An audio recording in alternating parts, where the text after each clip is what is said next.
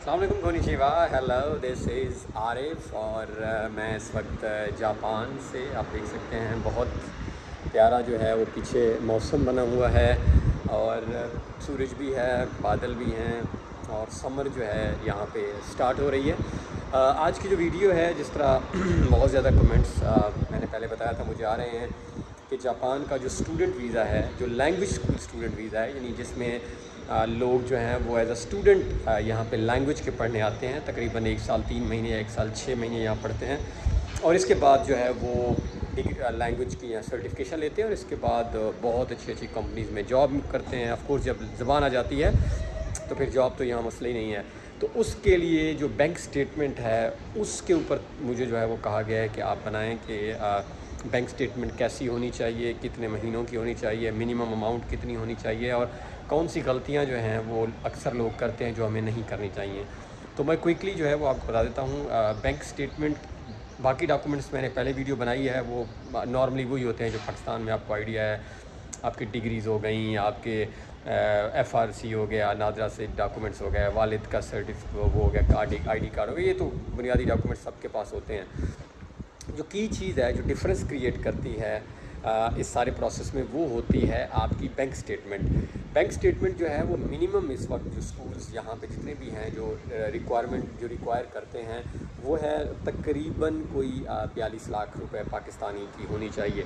But ये जो है इससे बियॉन्ड जब ज़्यादा होगी तो उतने आपके चांसेस ऑफ गेटिंग सेलेक्टेड बढ़ जाएंगे, ये ध्यान में रख लें। ज़्यादा बैंक स्टेटमेंट उतने ज़्यादा चांस सिलेक्शन होने के। तो 42 लाख बहरहाल कम से कम आपकी बैंक स्टेटमेंट होनी चाहिए। अब अगला सवाल आता है कि कितने अरसे की होनी चाहिए। तो ये रिकमेंडेड जो है वो वैसे तो 6 महीने कहते हैं, लेकिन मैं कहता हूँ कि 1 साल में होनी चाहिए, यानी 1 साल की स्टेटमेंट हो। अब 42 लाख तो आपका क्लोजिंग बैलेंस होना चाहिए, यानी जब आप स्टेटमेंट दें तो मिनिमम 42 लाख पड़ा हो। लेकिन अब इससे पहले जो बहुत बड़ी गलती, अभी रिसेंटली हमने 5 स्टूडेंट्स का अप्लाई करना था यहाँ पे वीज़ा, जिसमें से हमने 2 के वीज़े जमा करवाए हैं और 3 के नहीं करवा सके हम। 2 के करवाए और 2 के नहीं करवा सके। उनकी 2 की वजह ये थी कि उनकी बैंक स्टेटमेंट उन्होंने 42 लाख तो शो कर दिया क्लोजिंग, बट प्रॉब्लम ये थी कि अब उनके पहले फ़र्ज़ करें 11 महीनों में जो है वो बैंक में कुछ भी नहीं पड़ा या 1 लाख 2 लाख पड़ा है, और अचानक से वो 12वें महीने में क्या करते हैं आके कि वो स्टेटमेंट निकलवाने से पहले जो है वो 50 लाख जमा करवा देते हैं।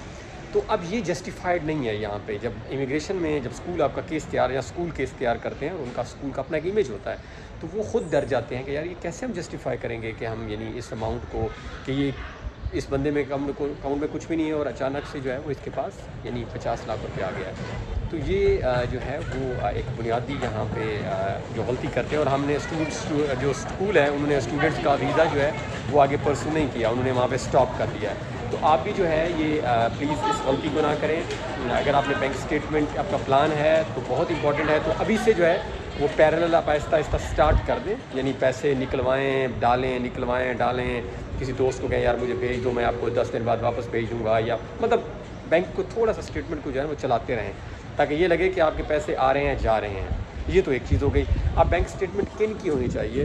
तो बैंक स्टेटमेंट जो है वो आपके प्रेफरेबली तो आपके वालिद की होनी चाहिए, क्योंकि आपकी उम्र तो ऑफ कोर्स 18-20 साल होगी, तो इतना बैलेंस आपके पास तो नहीं हो सकता, तो वालिद ही जस्टिफाई कर सकते हैं कि वो, अगर फ़र्ज़ करें आपका कोई अपना बैंक अकाउंट है और आपके पैसे हैं, तो फिर आप यानी वो जस्टिफाई इस तरह करते हैं कि आपके और आपके वालिद की कोई पार्टनरशिप है आपस में और उसके थ्रू आप जो है वो यानी मतलब कुछ कर रहे हैं।